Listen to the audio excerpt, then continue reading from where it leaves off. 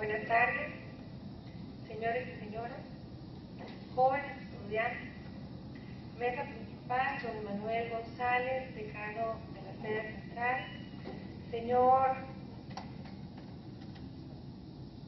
Gustavo Solórzano Alfaro y don Guillermo Vaquero, muy bienvenidos a la primera edición de la Semana de Literatura de la sede central. A continuación, escucharemos el mensaje de bienvenida a cargo del decano de la sede central, el señor Emanuel González, a quien les pido a ustedes que le recibamos con un fuerte aplauso. Buenas noches, señores Gustavo Solórzano Alfaro y don Guillermo Vaquero, invitados a esta inauguración del certamen de literatura, a la señora Silvia Rieta, directora de la Cátedra de Humanidades de la Universidad Técnica Nacional, distinguidos profesores, estudiantes. Realmente nos sentimos muy complacidos hoy de poder estar inaugurando, dando la apertura a esta Semana de Literatura, en virtud de que los esfuerzos que realiza la Universidad Técnica Nacional son cada vez más grandes para poder construir una visión holística, una visión integral y una visión más humana de nuestros futuros profesionales. La creación de esta quinta universidad pública este año, que estaría cumpliendo en junio, sexto aniversario, sin duda alguna cada vez nos plantea mayores retos, mayores desafíos. Y dentro de los grandes retos y desafíos que experimenta la humanidad, en esa confrontación entre ciencia, tecnología, humanismo y ética, nosotros desde nuestro estatuto orgánico estamos comprometidos precisamente para desarrollar modelos más integrales y con una visión más humana. La humanidad, sin duda alguna, se debate entre grandes desafíos. Por un lado, el gran desafío de cómo hacemos para poder mantener a este planeta vivo. Por otro lado, cómo podemos erradicar cada vez más la pobreza y tener una sociedad más inclusiva, más justa, más solidaria y sin duda alguna con una visión más humana. No podemos seguir forjando o creando profesionales desde una visión tecnócrata y desde una visión únicamente tecnológica, sino que sin duda alguna necesitamos componentes de sensibilidad que nos permitan poder visualizar los grandes retos y desafíos de la humanidad desde otra perspectiva. Y por eso nos parece a nosotros importantísimo que esta cátedra, la cátedra que dirige doña Silvia y sus distinguidos profesores, que siempre ha sido una cátedra de vanguardia, una cátedra que ha mantenido una gran iniciativa con actividades de altísimo desarrollo intelectual, como va a ser toda esta semana, donde sin duda alguna van a estar de los mayores exponentes, o una muestra de esos mayores exponentes de la poesía y del cuento de este país, para que precisamente podamos tener una visión más integradora y una visión más humana. Esta sociedad del conocimiento, esta sociedad de la tecnología, esta sociedad del acceso a la información, de la velocidad con que se reproducen los modelos, las imágenes, las noticias, sin duda alguna a veces nos hacen perder las cosas más bellas que experimentan los seres humanos, como tiene que ser sin duda alguna la visión de la solidaridad, la visión de la humildad y los valores que debemos incorporar desde una óptica diferente. Así es que nos parece a nosotros que esta semana es fundamental para que podamos visualizar como ustedes, como futuros profesionales, una visión más integradora de la humanidad, con una mayor sensibilidad y que podamos sin duda alguna forjarnos para ser profesionales del más alto nivel con una gran dosis de integración humana, una gran dosis de susceptibilidad y sensibilidad que nos permita poder ser seres humanos cada vez más decentes y más humanos. Así es que felicitar a doña Silvia por esta semana que sin duda alguna inicia, pero que desde hoy hasta el sábado tendrá eventos de altísimo nivel para que ustedes y esta comunidad universitaria realmente se aprovechen y puedan participar de estos eventos. Agradecerle profundamente a los señores Gustavo Solórzano y Guillermo Banquero por estar aquí con nosotros hoy esta noche. Así es que muchísimas gracias y realmente disfrutemos de toda esta semana. Muy amables. Gracias, buenas noches.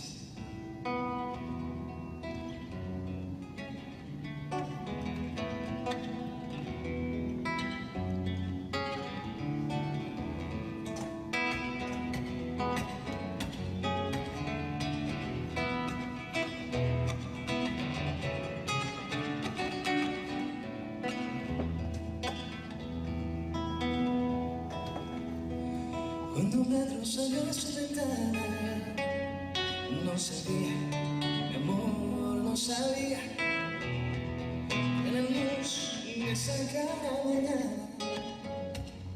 era la luz de su último día. Y las causas se fueron cercando, cotidianas, invisibles. El azar se le iba enredando, poderoso, invencible. No, no, no, no, no, no, no. Cuando fue regresar a su lecho, no sabía, no la quería. Y en la noche lluviosa sin techo, espera de tu no es un día. Y las causas se fueron cerrando, cotidianas, invencibles. Y el azar se iba enredando, poderoso, invencible.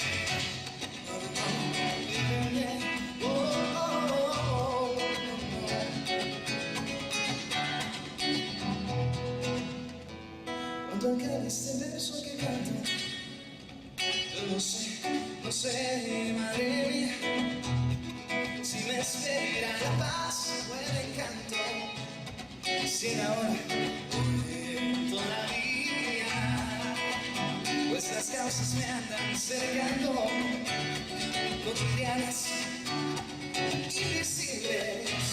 Y el azar se me iba enredando, poderoso, invencible.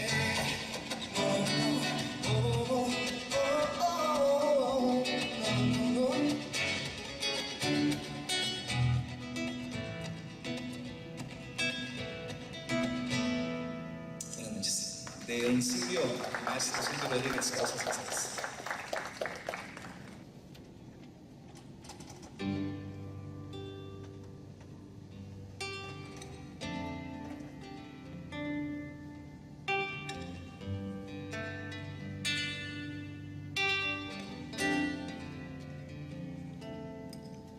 Hubo un tiempo que fuimos y fui libre de verdad.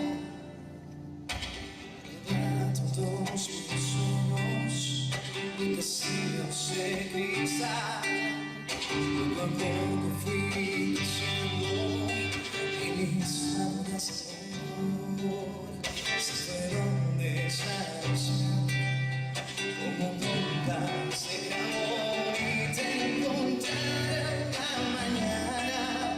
dentro de la habitación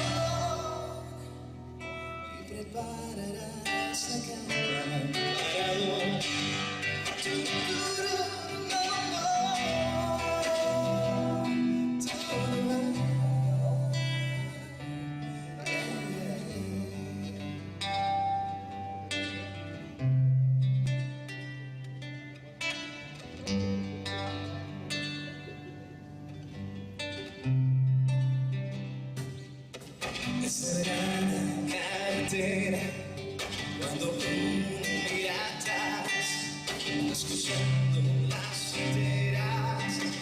darte cuenta que estás, tómate de pasamanos, porque antes de llegar se esperaron mis años, pero se fueron igual y te encontrarán la mañana dentro de la habitación y prepararás la cama para dos.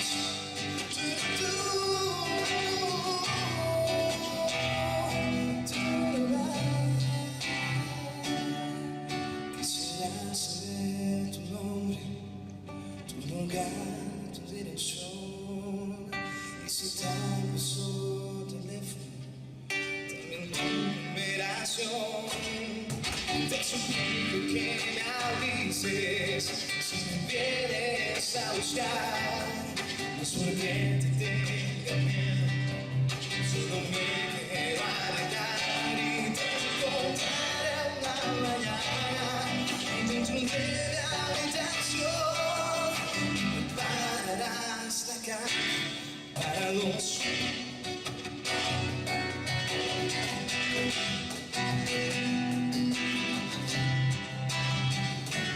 Te encontraré en la mañana dentro de la habitación y prepararás la cama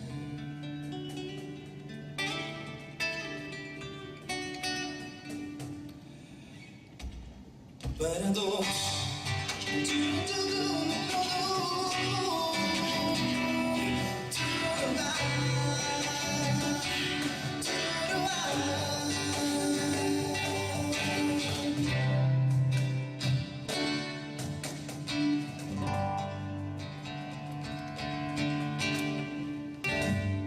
Gracias.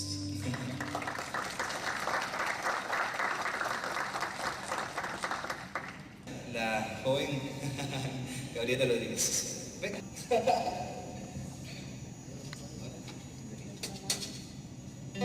Gabriela Rodríguez. Ya todos nos conocen.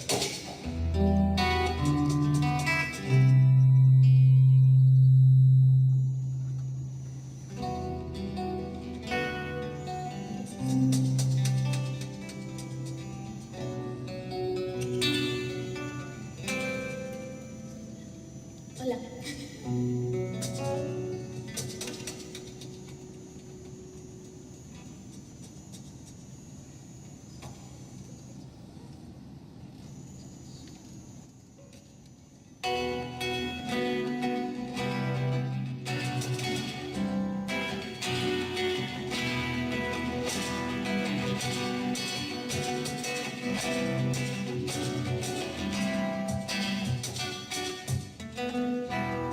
¿Quién dijo que todo está perdido?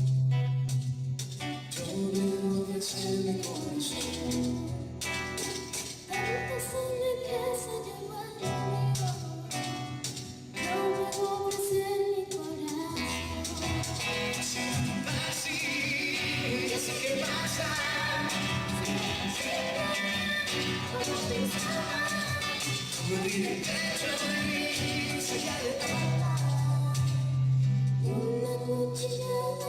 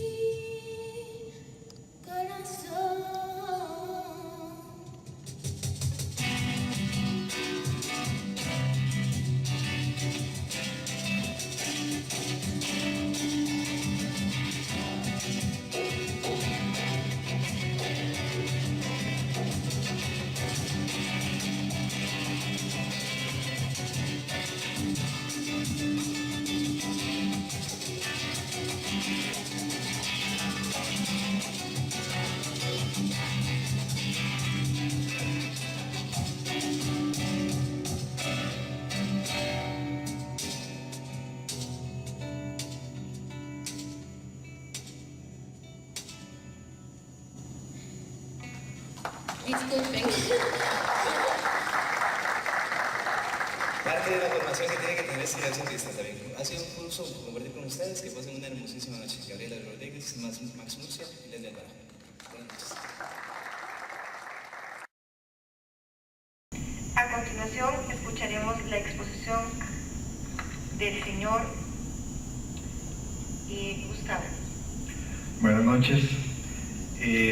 Primero que todo debo decir que es injusto que nos toque después de la música. Los escritores por lo general siempre hemos estado en desventaja respecto de los músicos, y la mayoría de escritores somos músicos frustrados y no nos quedan más que las letras. Quiero agradecer a Christopher Montero por la invitación, a la Universidad Técnica Nacional por el espacio en esta primera semana de la literatura. También considero que muy loable el esfuerzo de la universidad por abrir estos espacios. Es una universidad la más nueva del país, y efectivamente los estudios humanísticos son fundamentales. Pensé que ya me iban a decir que me retirara. Gracias. Asumo hasta cierto punto que la invitación para que hable acá sobre poesía costarricense tiene que ver con parte de los trabajos que he realizado. Dos de estos trabajos son compilaciones de poetas de autores costarricenses. Uno, el más reciente trabajo, se publicó en la revista mexicana Círculo de Poesía. En ella hago un breve recuento de parte de la situación de la literatura costarricense con una muestra de autores, y en el año 2010 se publicó el libro Retratos de una generación imposible, que reúne parte del trabajo de autores costarricenses que empezaron a publicar en los años 90. Un poco voy a tratar de hacer una breve exposición, voy a tratar de sintetizar algunos puntos que toqué en esas dos antologías, y los invito, por supuesto, a que hagan preguntas, a que planteen sus inquietudes sobre la literatura costarricense en general o sobre cualquier otro aspecto. Bueno, aunque no sé, al principio cuando vi que había tanta gente pensé, digo, mira, qué bueno que vengan por la literatura, pero después me di cuenta que seguro venían por la música. Pero bueno, igual los invito a que hagan las preguntas.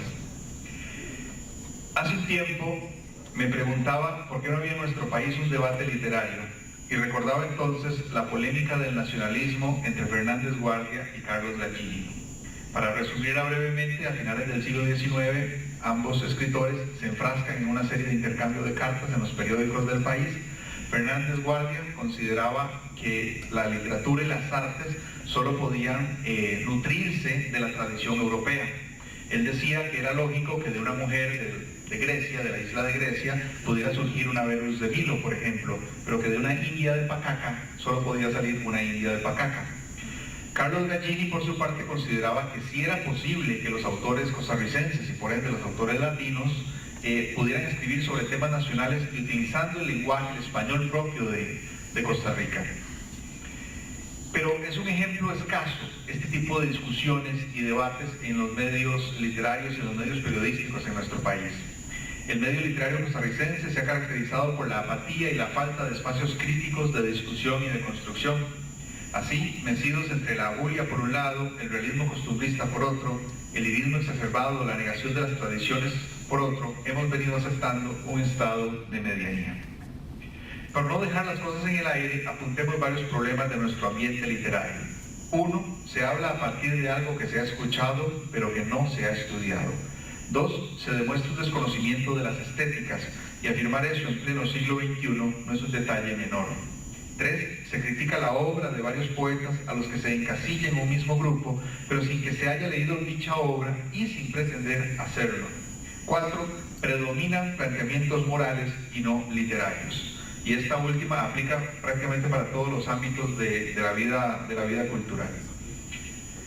La historia y el desarrollo de la poesía costarricense son similares a los del resto de América Latina, en tanto suelen marcarse sus inicios en el siglo XIX con la publicación de autores provenientes de las principales zonas urbanísticas, amparados en ideales liberales, influenciados por la literatura europea y con el dominio de los grupos oligárquicos como trasfondo político. Algunos de esos ejemplos a finales del siglo XIX serían la lira costarricense, que reúne una serie de autores que escriben con una temática costumbrista, pero son autores educados o pertenecientes de hecho a la oligarquía.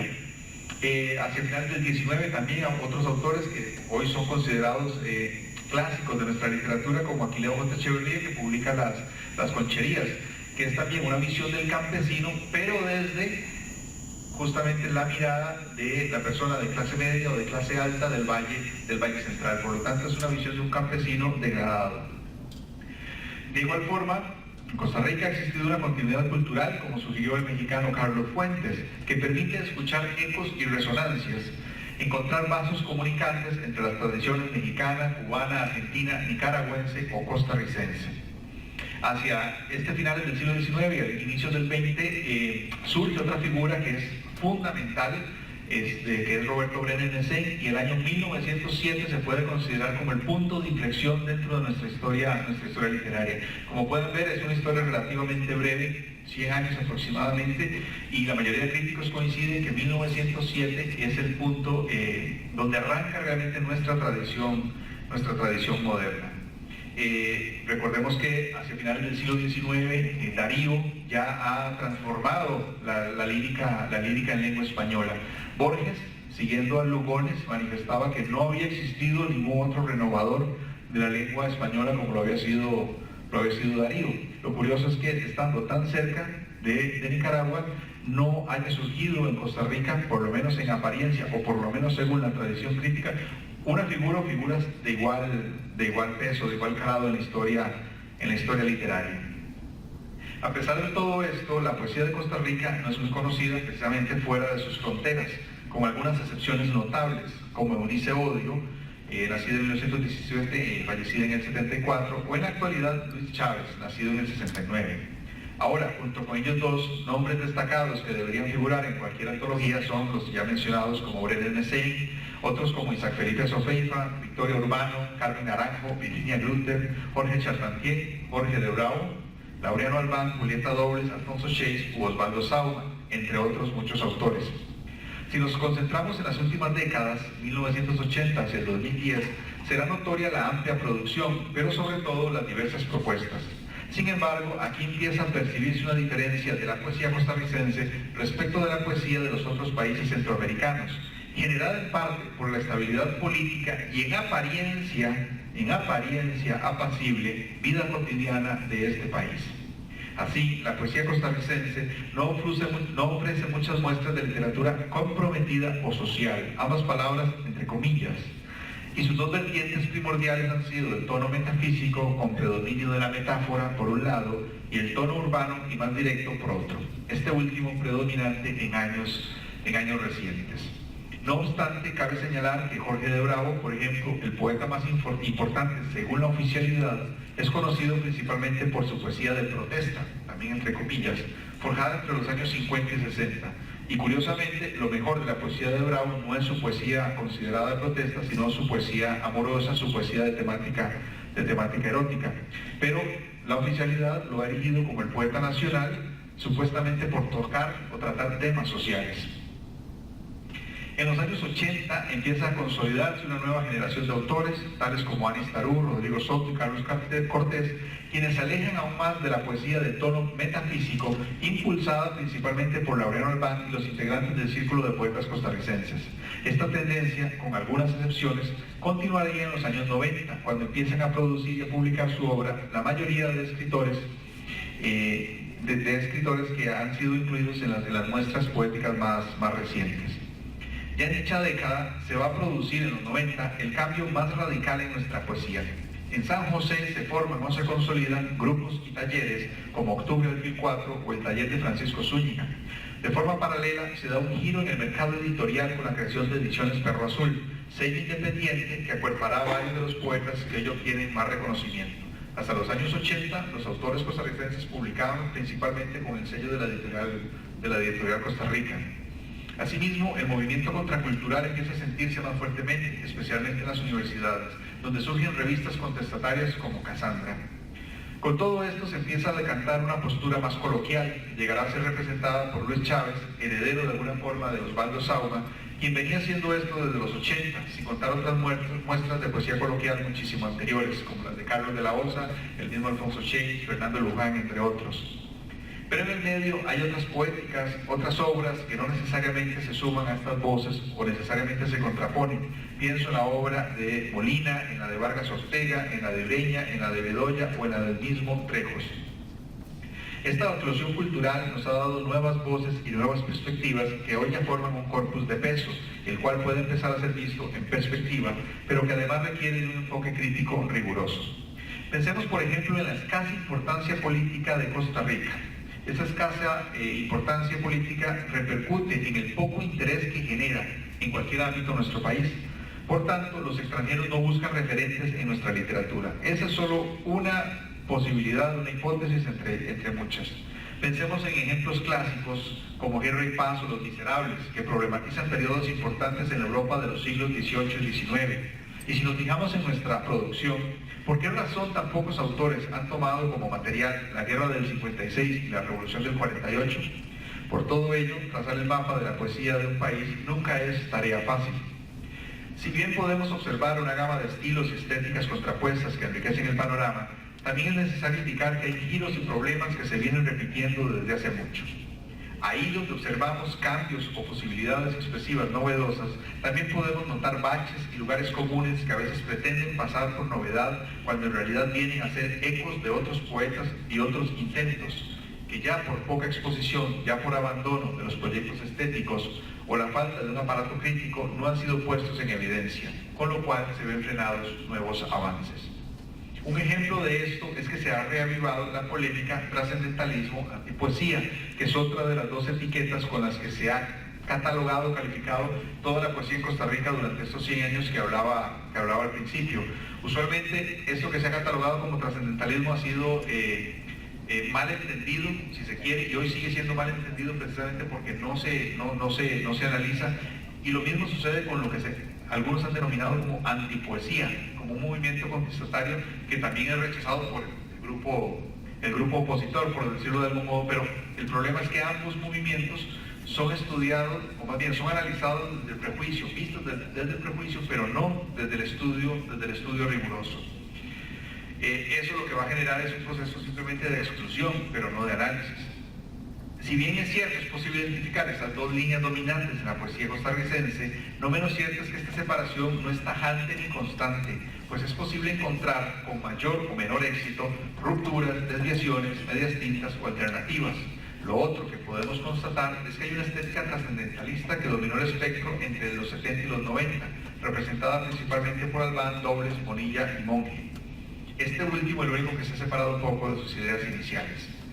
Sin embargo, el problema frente a esta dicotomía, como planteaba antes, sigue siendo la mutua ignorancia de unos y otros, la división tajante, la separación basada en el prejuicio, porque cuando uno escucha críticas en contra del trascendentalismo, se da cuenta de que son igual de infundadas que aquellas en contra de los antipoetas. Vuelvo a entrecomillar las dos tendencias para enfatizar su carácter provisional y de muletilla. Nuevamente, lo que acusamos es falta de lectura y poca capacidad para discernir o entrever detalles de forma o de fondo. La antipoesía ha calado hondo entre los más jóvenes, que no encuentran conexión entre su mundo y el mundo de las metáforas propias de la generación del 27 o de Pablo Neruda, por citar los ejemplos típicos. A su vez, los trascendentalistas ven en la antipoesía una especie de Satán y encasillan como tal todo lo que se aleje de su estética. Craso error en ambos casos, porque de la ignorancia y de la exclusión nunca ha surgido nada bueno. Que a estas alturas no hayamos logrado superar un debate tan manido y maniqueo habla muy mal de nosotros como comunidad literaria. Y no quiere decir esto que todos debamos vivir en paz y armonía o que los debates sobre poéticas no sean importantes. Al contrario, la crítica de las poéticas debe estar en el centro de todo acto creativo. La dificultad viene cuando esa crítica es inexistente o sustituida por la opinión desinformada. Mucho camino queda aún por recorrer hasta alcanzar la madurez literaria, si tal cosa existe y más aún si tal cosa es posible, tanto individual como colectivamente. Gracias.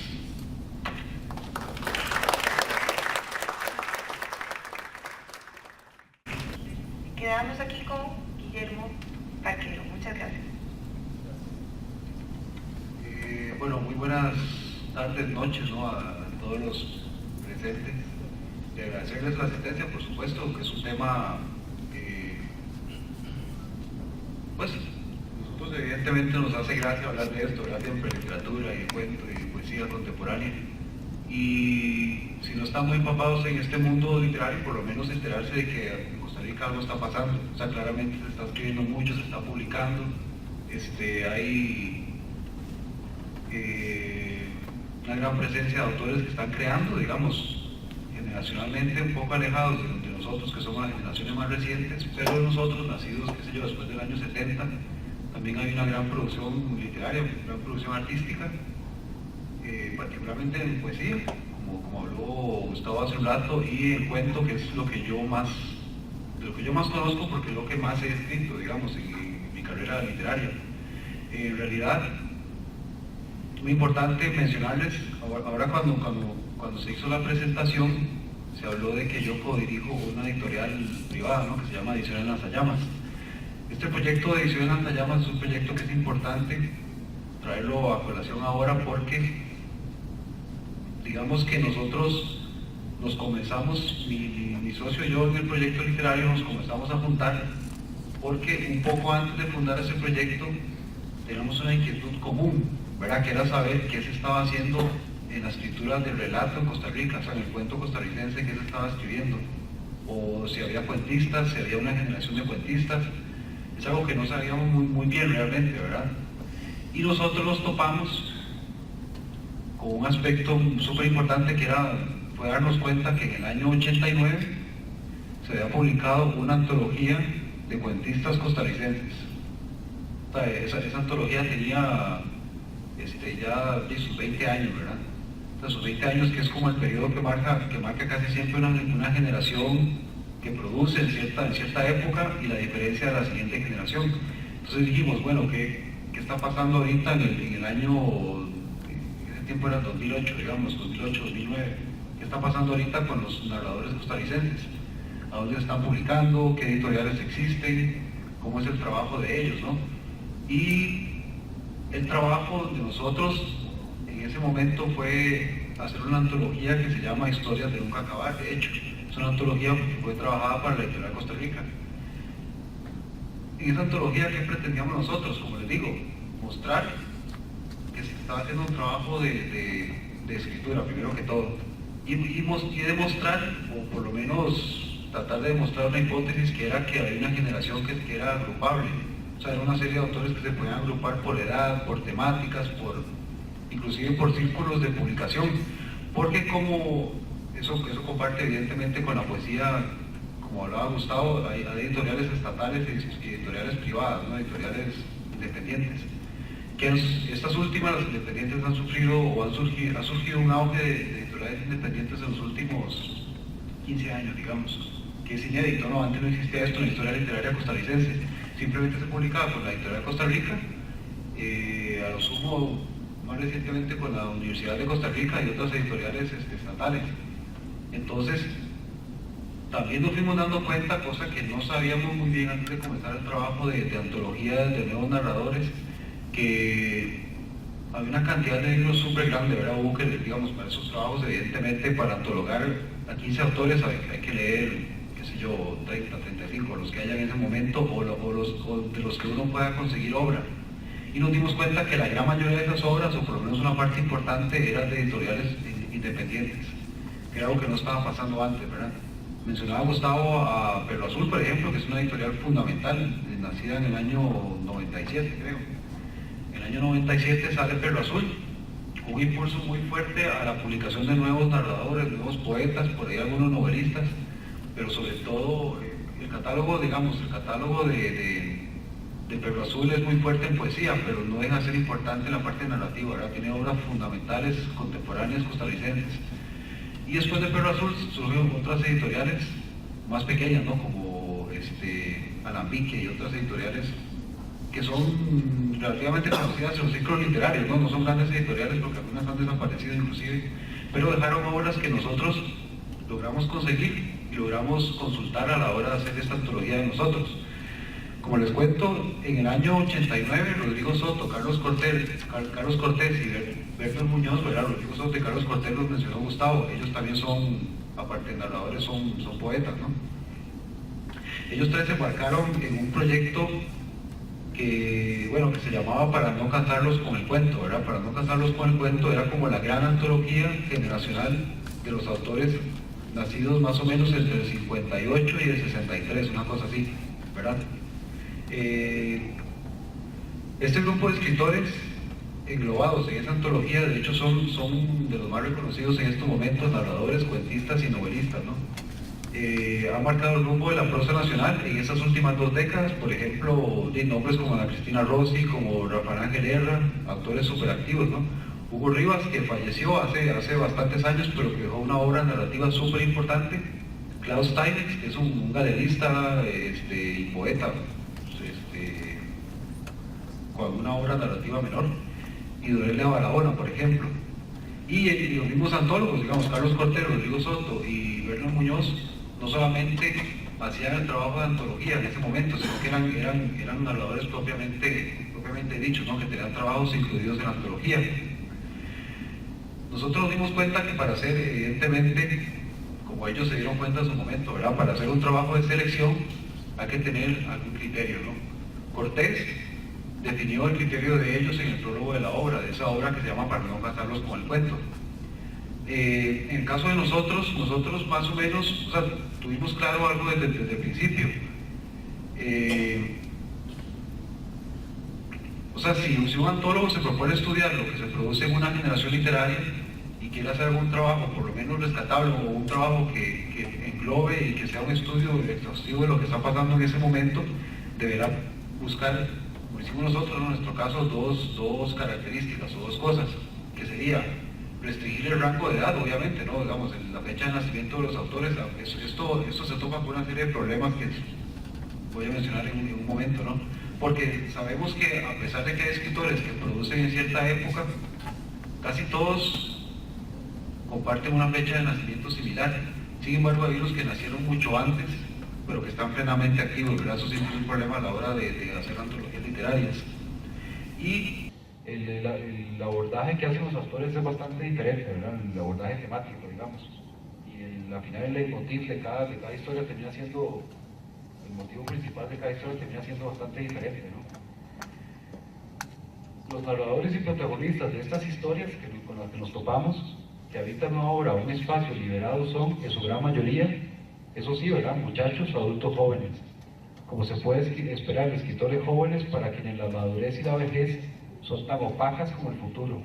Y las narraciones se desenvolvían, esas que antologamos nosotros, casi uniformemente en el territorio del presente y de su realidad etaria, ¿verdad? Al final de cuentas, la edad de los autores podía repercutir en ese sentido, ¿no? En el contenido de la narración, circunscribiéndolas a la inmediatez temporal. Entonces las devolvía a la época actual, evitando la reinterpretación histórica, ¿verdad?, que es una tendencia reconocida en las literaturas contemporáneas centroamericanas, y limitando el uso de la revisión temporal a algunas pocas historias de niñez, por ejemplo. En el caso de alguna historia como las que antologamos nosotros, de Luis Chávez, alguna obra de José Rojas Alfaro, y uno de los cuentos de Marco Castro Rodríguez, ¿verdad?, que era un autor incluido en esta antología que hicimos en el año, como les digo, 2008-2009. La voz de estos protagonistas o narradores jóvenes es también joven, ¿verdad?, evidentemente, marcada por la devastadora intrusión de la sexualidad, la mortalidad, el amor en el recinto de lo cotidiano, ¿verdad?, o bien empapada de una furia sorda contra un mundo contrahecho que se hereda ineludiblemente de los mayores, ¿verdad? Esa angustia y temor, que a su vez alimentan rencores ineluctables, se traducen en tonos narrativos sarcásticos o irónicos, en algunos casos, ¿verdad? En algunos casos el humor negro y la sátira, otros casos patéticos y melancólicos. Algunos autores había quienes, qué sé yo, mostraban temas, digamos, directos o metafóricos. Vamos a ver que nos hablaban de sentimientos subyacentes y también hablaban de desplazamiento, ¿no?, o de exclusión, o de cuestiones exclusión del mundo adulto, por ejemplo, o del reino invulnerable de la niñez. También de la confrontación con la crudeza de la realidad, que a veces requiere una respuesta o postura igualmente cruda de los protagonistas, ¿verdad? Como sucedía en un cuento de Luis Chávez que se llama Las Tres Divinas Personas, uno de los cuentos de esta antología. Uno de Antonio Chamo y uno de Alfonso Chacón. O sea, todo esto que les digo es para mostrarles que hay una multiplicidad temática, simplemente. O sea, el cuento que se escribe en Costa Rica es de muy... El cuento es un género literario, digamos, que típicamente lo conocemos porque se desarrolla en pocas páginas, ¿verdad? En pocas páginas tenemos un relato que comienza por puede ser anécdota, una sensación o qué sé yo, alguna cuestión que el escritor le interesa en ese momento, se desarrolla en pocas páginas y mantiene una atención en pocas páginas, ¿verdad? Sin embargo, eso es una cuestión del cuento como género, ¿verdad? Como forma. Nos dimos cuenta que el fondo, digamos, de estos autores jóvenes eran muy variados, o sea, ellos hablaban de la niñez, de la adultez, hablaban algunos de cuestiones relacionadas con el sexo, con drogas, con un montón de cosas, con voces jóvenes, con voces frescas, con voces que eran más libres que la antología anterior, ¿no? La antología del 89, pero que sí nos decían que estaba pasando algo en Costa Rica, ¿verdad? Que sigue pasando en este momento. Ante la carencia de influencias culturales o requerimientos comerciales, es de esperar que el tratamiento de los temas no sea uniforme, como pasaba en esta antología de nosotros, y quizá en eso radique la verdadera riqueza de la colección. Los textos recurren al realismo y al comentario social, en algunos casos, ¿no? Al humor, y inclusive al humor autorreferencial, ¿verdad? Que es una cuestión más como nueva, ¿no? Paródico o intertextual de tintes posmodernos, ¿no? Como en el caso del propio Juan Murillo, que era uno de los antólogos que nosotros teníamos los cuentos incluidos en la antología, al final hubo, por cuestiones ahí, consideraciones prácticas que sacarlo, ¿no? Algunos recurrían al género de horror, al género gótico, y algunos a cuestiones prácticamente surrealistas, ¿verdad? Como el caso de Randall Roque. Al final, los autores abarcaban una sorprendente amplitud de registros que asemejaban de algún modo una explosión en un vacío cultural que se expande en todas las direcciones posibles y en completa libertad. O sea, no había ataduras de ninguna clase, ¿verdad? Más que la atadura que nos da el cuento como género, ¿verdad? Que se tiene que desarrollar en pocas páginas, realmente. Le voy a decir que si hay algo común entre estos autores contemporáneos es la propuesta narrativa de ficción desde la vivencia, la nostalgia o la imaginación, sin recurrir al discurso político o a la violencia gratuita, ¿verdad? Eso es muy importante. Tan común en las letras de otros países centroamericanos. La historia nuestra ha sido otra y eso queda irrevisiblemente plasmado en las literaturas de los países. Simplemente nos dimos cuenta que había muy poco, de hecho no había relatos panfletarios políticos, ¿no? Pero eso no quería decir que hubiera alguna abulia social, o sea, realmente se había interés social. Por ejemplo, los cuentos cortos de Laura Fuentes y David Duarte estaban para demostrar que la denuncia se puede hacer desde la rabia o la misantropía, por ejemplo. Carlos Alvarado, por su parte, que es un narrador costarricense también, un cuentista contemporáneo, recrea con ironización el mito de la Costa Rica del costumbrismo feliz. O sea, no es un tema político, pero directo, sin embargo es un fuerte contenido político al final de cuentas, ¿no? De la narración en su fondo. Sin embargo, queda claro que la imaginación y ese espíritu de fuga son los que guían a los escritores incluidos en esta antología, ¿verdad? Simplemente, como les digo, nosotros a la hora de unirnos para hacer este trabajo para la historia de Costa Rica, pues sabíamos que había una producción literaria costarricense contemporánea, pero no sabíamos realmente cómo iba a ser esa producción. Y bueno, el cuento Costa Rica se sigue escribiendo, se sigue produciendo, se sigue publicando, es súper interesante, hay una gran cantidad de temas, ¿verdad? que han abordado los escritores contemporáneos. Y pues, lo que les puedo decir para finalizar es que alguien más en algún momento futuro, tal como nosotros conseguimos con esa antología que hicimos, ¿verdad?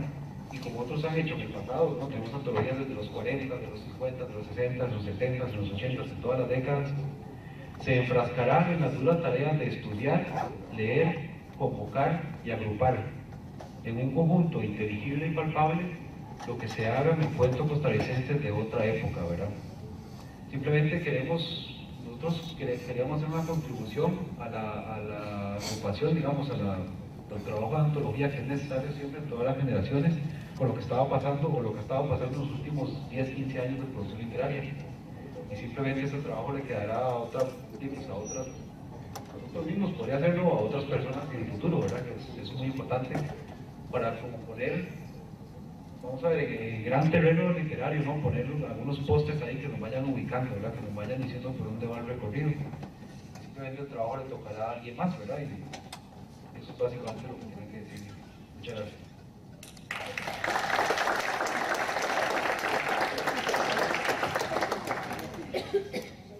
Agradecemos a don Guillermo Barquero su participación y abrimos un espacio de preguntas para el público para que podamos compartir un poquito con los dos representantes aquí de lo que es también la literatura costarricense.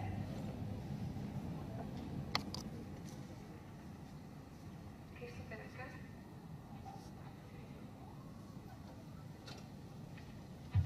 Buenas noches, caballeros. Mi pregunta sería, ya que ustedes nos dicen que el movimiento poético y el cuento, por lo menos, de la novela sigue vivo aquí en Costa Rica y se sigue produciendo, es nuestro sentido tan poco nacionalista, digamos así, que tenemos los chicos, que no podemos lo nuestro, una gran limitante para que esto crezca un poco más, porque me da realmente pena que el 90% de los nombres de autores que ustedes dijeron no conozco ninguno.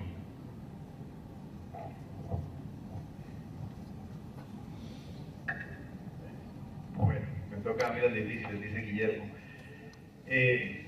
Efectivamente, pues no queda más que darle la razón en el sentido de que hay dificultades, problemas en la difusión de los autores y en la difusión de las obras literarias. Es evidente que los diferentes canales, por ejemplo, medios de comunicación masivos, periódicos, televisión, radio, actualmente otros medios que también se agrupan en Internet no generan los espacios para la difusión. Sin embargo, también hay una especie de prejuicio y es imaginar que hace 50 años o hace 100 años o hace 500 años se leía muchísimo más de lo que se lee actualmente. Realmente no es tal. O sea, el público de la literatura siempre ha sido escaso. El público, y esto no significa que tenga que seguir siendo así, ni significa que sea bueno o que sea malo. Si pensamos, por ejemplo, en los procesos de alfabetización, hace 500 años la mayoría de la población no sabía leer. Entonces, hace 500 años difícilmente se leía más de lo que se lee ahora. Los problemas de la lectura hoy día son otros, son diferentes. Entonces habría que ir analizando como las diferentes situaciones que se dan, en las cuales influye, por ejemplo, la educación, el sistema educativo, cómo se entronca, cómo se enlaza la literatura con otras manifestaciones culturales, con otras manifestaciones en la vida cotidiana de las personas. Porque si lo pensamos bien, por ejemplo, en otras artes sucede igual. Por ejemplo, el cine. Tenemos grandes producciones masivas, la gente va al cine los domingos, pero nadie va a ver la película, en realidad. O sea, que una película haga $1.000 millones no significa que la gente esté disfrutando o apreciando el cine. Lo que van es a un mall a comer palomitas, por ejemplo. Pero nadie va al cine, nadie conoce el gran cine arte que se está realizando. O sea, es muy poco el público. Entonces, sucede eso. Con la música sucede igual. Es decir, nada hacemos con que 30.000 personas vayan a un concierto de un artista que probablemente en 2 años no va a producir nada más y del cual nadie se va a acordar. El público que está escuchando la música más vanguardista, la música más contestataria de alguna manera, es un público escaso. Entonces no solamente sucede en la literatura, sino que también sucede en las otras artes. Y toda nuestra cultura de alguna manera está dirigida a que nosotros cerremos los ojos y los oídos a estas manifestaciones. Ahí hay otra situación. Nuestra cultura nos educa de una manera en la cual el arte pasa a un segundo plano, el arte pasa, ni siquiera a un segundo plano, el arte pasa desapercibido. Es decir, es una situación en la cual el arte simplemente no tiene cabida en nuestra cultura. Pero a través del tiempo ha sido así, y quizás la función del arte está precisamente en que poco a poco, a través del tiempo, siempre permanece, se mantiene de forma incisiva cuestionando las grandes estructuras económicas, políticas, las estructuras de poder, las estructuras culturales, las estructuras literarias en este caso en particular. Entonces, es un tema complejo y parte de lo que yo decía al principio, es necesario, por lo menos en el ámbito literario, que seamos capaces de discutir, de criticar, de generar esta situación. Pero insisto, no solo en la literatura, en todos los ámbitos. Si pensamos recientemente en política, es lo mismo. ¿Cuántas personas saben de política? ¿Cuántas personas pueden discutir de política? Y prácticamente los que tengan más de 18 años pueden votar. ¿Con qué criterio lo estamos haciendo? ¿Qué es lo que estamos haciendo realmente?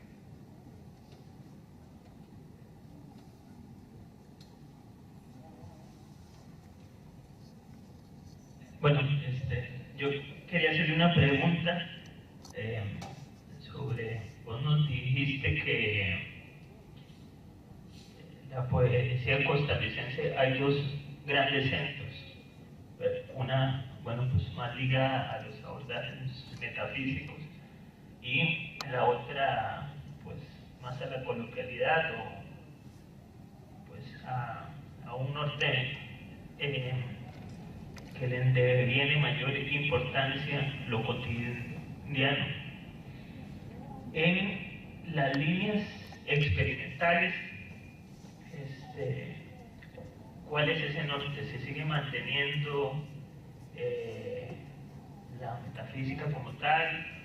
¿O estas líneas están más ligadas a la cotidianidad como el gran valor poético?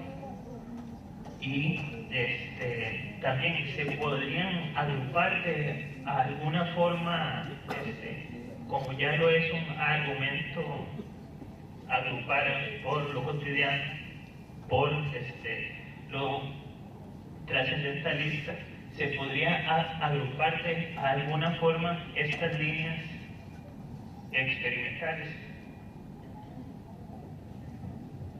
Efectivamente, como señalaba en lo que conversaba antes, ha existido en Costa Rica esas dos tendencias. Sin embargo, lo que insistí fue también en el hecho de que no son fijas, no son únicas y se han convertido en muletillas, se han convertido en etiquetas. Porque si bien es cierto, podemos detectar esas grandes líneas, ha habido tensiones dentro de estas mismas tendencias, dentro de una y otra tendencia, y ha habido otras que se han salido.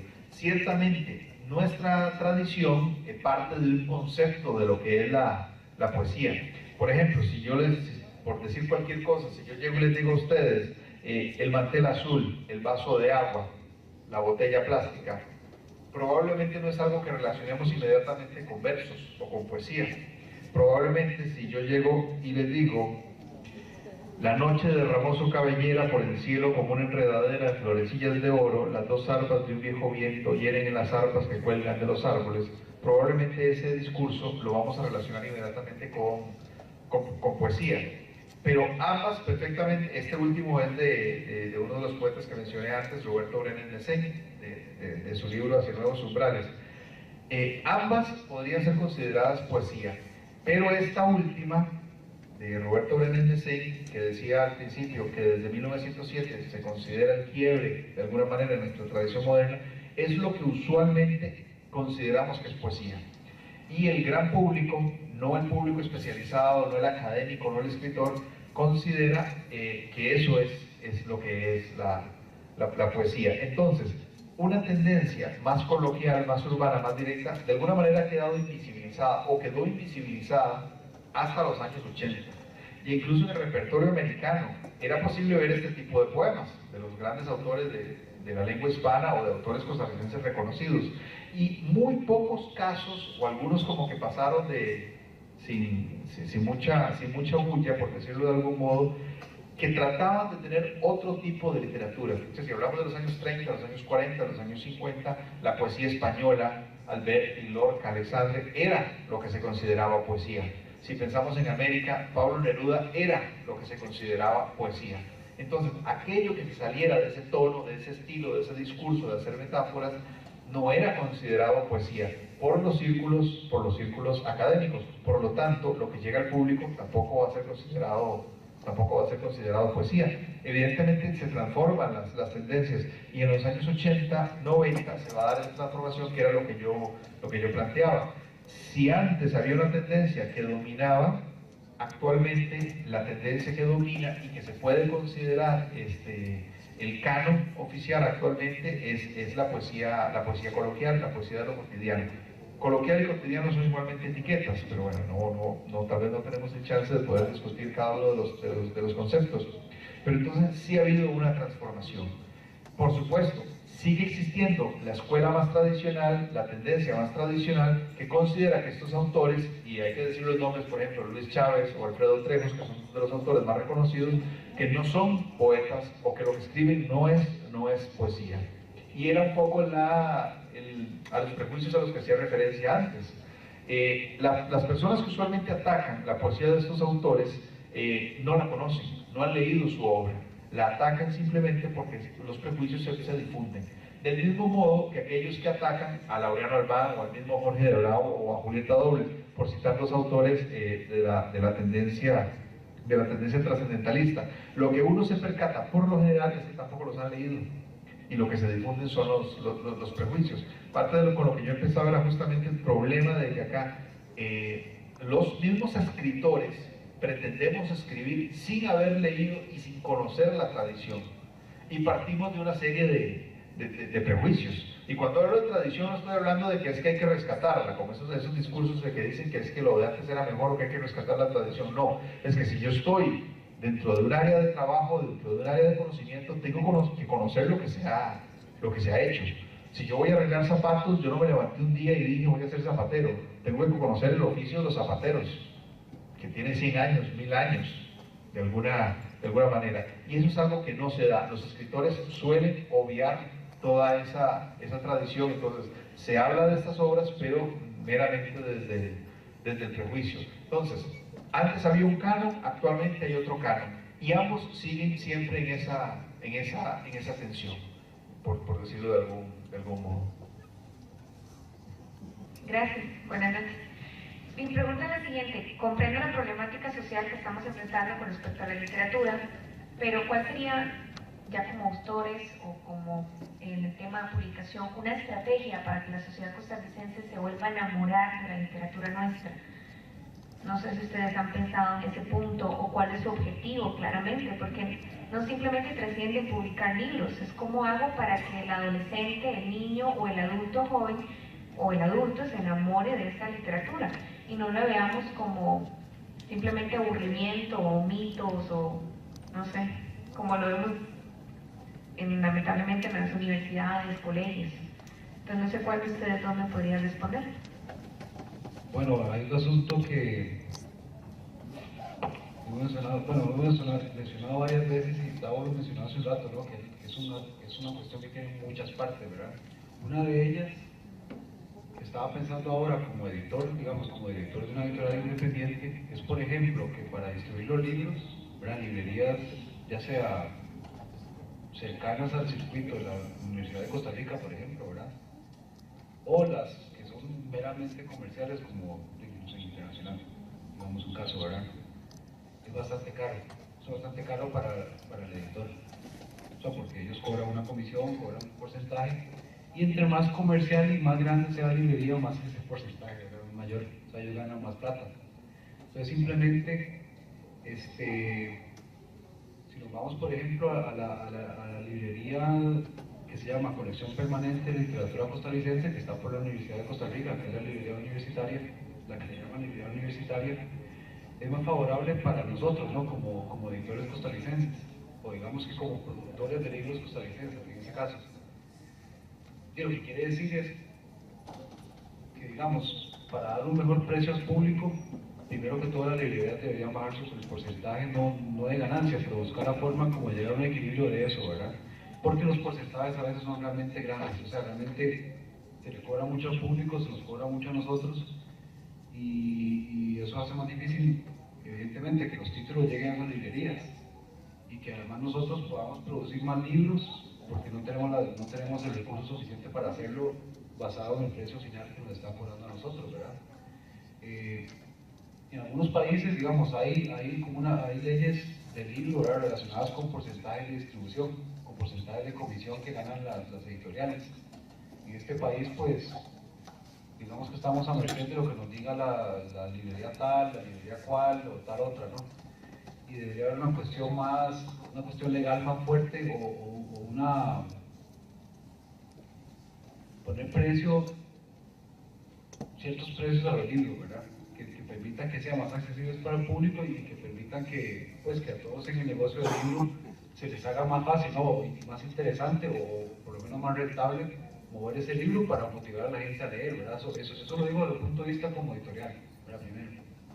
Y luego al lector, o sea, si yo me pongo del otro lado, del lado del lector o del lado del que está interesado en comprar un libro y leer literatura, evidentemente hay que darle literatura más atractiva, ¿verdad? Cuando digo literatura más atractiva, siempre ponen literatura, digamos, realmente lo que se publica es que es una cuestión, digamos que estadística, ¿verdad? Siempre va a haber obras muy valiosas, otras que no son tan buenas y otras que son malas.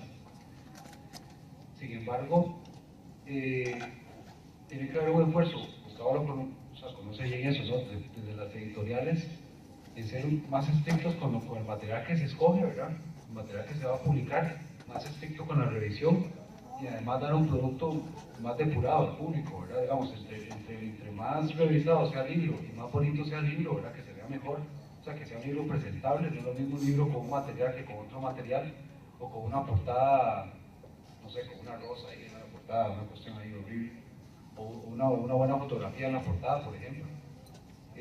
Un libro es mejor, digamos, es mejor para el público que el otro libro, ¿no? O sea, ya recordemos que los libros no solamente son conjuntos de páginas para leer, sino que son productos culturales y comerciales, ¿verdad? Es decir, el libro tiene que ser bonito, el libro para que se venda tiene que ser bonito. Entonces imagínense un libro bonito, bien diseñado, bien escogido, ¿no?, en este caso por los editores, bien revisado por los filólogos, por el diseñador, que a veces son el mismo, ¿no? El mismo hace todas las tareas. Es un libro que va a llegar mejor al público, o sea, entre el mejor producto. Yo como lector, yo en una feria de libro, por ejemplo, me quiero topar con un libro de literatura costarricense que esté bien editado, ¿verdad?, que esté bien trabajado. Yo voy a comprar ese libro. Si veo dos ediciones y una edición está toda fea, con un material ahí que está medio, no sé, que no sabe ni cómo lo hicieron, o cómo lo editaron, o cómo lo imprimieron, yo voy a preferir otra mejor que esa, ¿verdad? Entonces simplemente, como producto cultural y comercial, hay que irse depurando y dar productos más bonitos, ¿verdad?, con un mejor contenido, o sea, más trabajados. Eso va a hacer que al final el público, pues, reciba lo que está pagando y lo que merece, ¿verdad? Y la otra parte de la difusión es una parte más complicada, porque ya sería hablar, digamos, de, por ejemplo, las ferias del libro que se hacen, la gran feria del libro, por ejemplo, la feria del libro grande que se hace en Costa Rica, es un ejemplo de un evento de una vez al año, ¿verdad? Una vez al año, donde hay descuentos, donde hay como todo un circuito editorial costarricense que está representado, ¿no?, en stands y ese tipo de cosas. Pero hay como pequeñas ferias de libro que se hacen a lo largo de todo el año, ¿verdad? Evidentemente eso necesita más difusión, necesita que se haga más bulla, ¿verdad? Necesitan que se le meta más dinero, que se haga más publicidad por internet, y que al final de cuentas más libros que estén mejor editados lleguen a más gente. Y para ¿cómo se llama? Y estimular la lectura, ¿verdad? La lectura de literatura costarricense. A final de cuentas, o sea, ¿por qué debería preferir uno literatura costarricense que literatura extranjera? Y realmente no hay ningún motivo por el cual no tengan que preferirlo de acá. O sea, no hay que ser así, ¿verdad? Porque es tico, todavía hay que leerlo tico. Simplemente nosotros como escritores ticos por un lado, luego como editores y como gente metida en el negocio del libro, tiene que tratar de dar un mejor producto que lo que le puede llegar de afuera, para que el lector vea que vale la pena leerlo de acá, ¿verdad? Entonces, más o menos serían como un par de cosas. Sin embargo, esto es bastante más complicado que eso, porque ya tiene que ver con la educación primaria, con la educación secundaria, con los programas de estudio, con los programas de lectura, ¿verdad? Lectura obligatoria y demás. Ya que sería un tema bastante extenso, ¿verdad? Bueno, vamos a llamar a Gabriela Carvajal, que es una de las profesoras de literatura de acá de la sede central, para que haga los reconocimientos. Y si antes de hacer estos reconocimientos yo quisiera felicitarlos a todos ustedes, en especial a todos los estudiantes. Me gustó muchísimo esa pregunta que hizo la compañera y mientras los escuchaba, quizás mi tarea principal como profesional en el área de psicología ha sido más la escucha. Y definitivamente, o sea, la palabra escrita, la palabra que se dice, muchas veces es para que otros la escuchen. Y la pregunta muy puntual que hiciste es cómo enamorarnos de la literatura.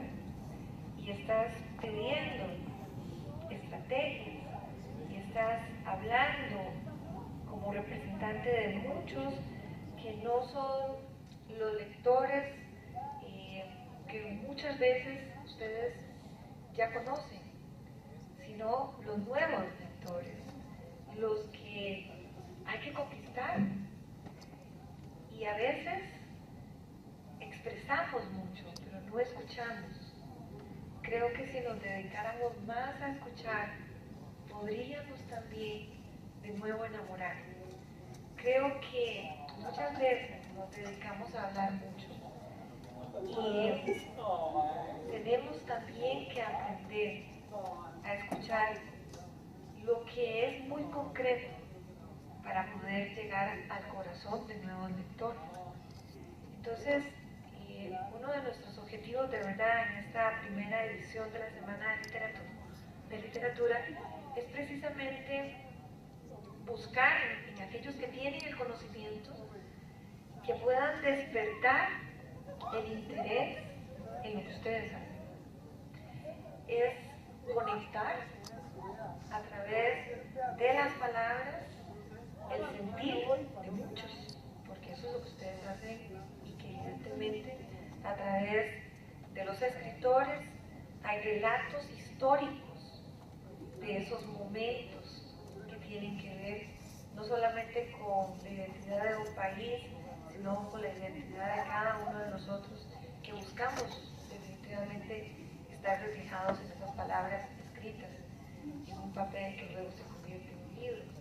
Entonces, yo quisiera invitarlos de verdad a todos aquellos que ya están en estas artes, de verdad a despertar a los nuevos lectores, a los nuevos amantes en la literatura. Ese ha sido mi pedido a todos los profesores de literatura y de las otras áreas humanísticas. Ellos no van a ser lingüistas, no van a ser literatos, ellos están estudiando otras carreras, pero en medio de eso tienen que conocer y tienen que cultivarse. Entonces hay que escuchar. Esa es como mi propuesta, hay que escuchar qué necesitan. Y de esta forma llegamos al final, así que le voy a pedir a nuestra compañera Gabriela que por favor haga los reconocimientos. Le damos un aplauso.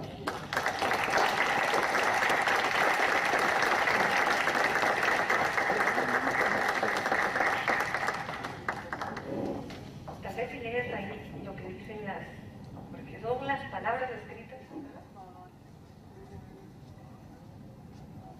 Dice, ir juntos es el inicio, mantenerse juntos es progreso, trabajar juntos es éxito.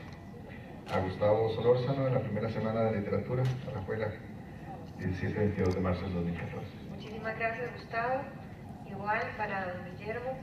Muchísimas gracias por estar aquí con nosotros y un aplauso para todos ustedes. Gracias a ustedes por la paciencia y por haber